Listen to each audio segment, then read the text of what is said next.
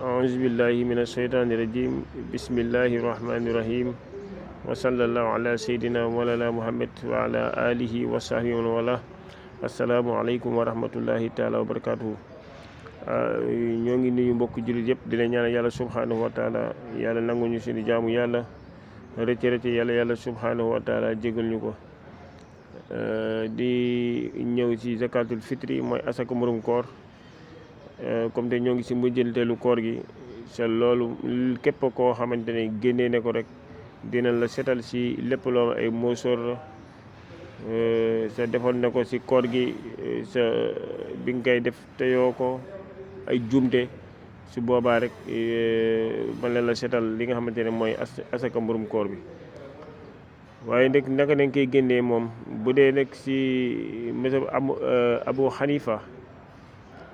Abu Hanifa dafa ne zakatul fitri boo koy génnee jamono bi nga xamante ne gis nañ weer bi comme la séntu bi ngay séntoon dégg ne comme ñu dem ba tey ci ngoon ñu séntu weer bi ñu gis ko su boobaa nee na mën na génne la nga xamante ne mooy zakatul fitri moom jamono boobu la wax. bu dee nag imam Malik wala imam Shafi moom dafa ne waxtu bi nga xamante ne mën na génne zakatul fitri mooy jamono bi ngay jug pour dem di julli ci jàkka ji ci dem ci place jullikaay bi jamono jooju na koy génnee moom imam Malik ak imam Shafi ci loolu leen d'accord.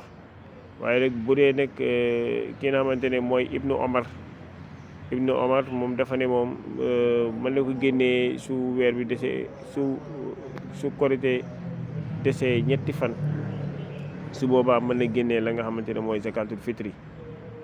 waaye nag zakatul fitri nag saa am na ñu ne 2 kilos la am ñu ne 2 kilos 500 am ñu 2 kilos 300 waaye li gën a wóor boo xam ne soo ko génnewee dina matal mbir bi mooy 2 kilos 500 ci bopp bu ne moom zakatul fitri 2 kilos 500 ci bopp bu ne waaw. ndax dina ko génnee xaalis dina ci ñëw incha allah waaye nag 2 kilos 500 la génnee ko ci bopp bu ne bu dee yow soo amee soxna ñaari soxna ñetti soxna ñoom ñëpp de yaay di génneel na génneel sa bopp génneel leen génneel say doom boo amee doom la génnee leen waaw ñooñu ñi nga xamante ne yaa yor seen dund yow su boobaa sa waajur bu dee amuñu kattan soo leen mënee génne bu dee am nañ kattan ñu génneel seen bopp. waaye nag bu dee li nga xamante ne moo war ci yow mooy yow da nga war a génneel sa bopp génneel say doom génneel say soxna wala sa soxna waaw. bu dee nag koo xamante ne kilifa la moo ngi liggéey waaye amagul soxna sa waajuram tamit moo ngi dund tamit su mënee tamit mën na génneel boppam waaye waajuram tamit su génneel tamit baax na. zakatul fitri nag moom bu dee imam Malik dafa ne kenn mënu ko génnee ci xaalis. xam nga dañ ne bu dee da ngay ci lan lañ koy génnee sax am na ñu ne mën na génnee ci pepp mooy ay ceeb tàndarma yàpp sama na ngi ci génnee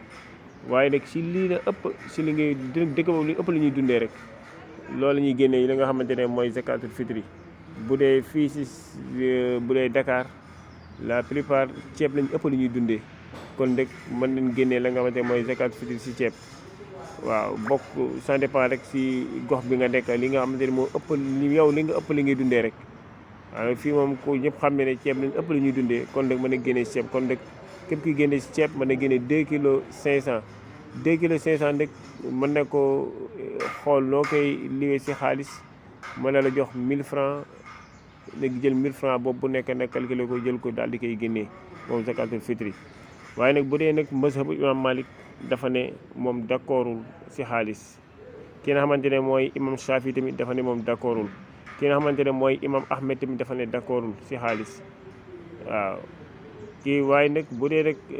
Abu Hanifa moom dafa ne moom mën nañ ko génnee ci li nga xamante ne mooy xaalis zakatul fitri mën na génnee ci xaalis. xam nga Abu Hanifa imam Abu Hanifa moom ñoom ñëpp moo leen mag moom man leen wax ne fekkee na la nga xam gis na ab taabiin moom Abu Hanifa. parce que bu dee imam Malik bu dee imam Shafi bu dee imam Ahmed ñoom ñëpp fekkee ñu la nga xamante ne gis ñu ab taabiin sa moom imam Abu Hanifa moo leen gën a jege ka xamante ne mooy yonent yàlla Muhammad sallallahu alayhi wa sallam moom nee na moom d'accord na ñu génnee ko si xaalis ba jamono juñ toll ni sa ñu bëri borom xam-xam yu bëri nee nañ tamit na génnee ko si alal yaakaar naa mooy gën. waaw mooy gën parce que ñu bëri dañuy yittewoo pour togga wala yittewoo pour yeneen waaye nag wala sax jënd sax lu mën a sol wala ay dàll wala yére waaye su boobaa rek day xaw a métti si ñoom sa yenn salaasum dafa ne moom képp koo xam ne yaa ngi dem julli ji rek loo am si lu yére bi na gën a fonk rek soo ko mënee mën na ko sol bi gën a waaye rek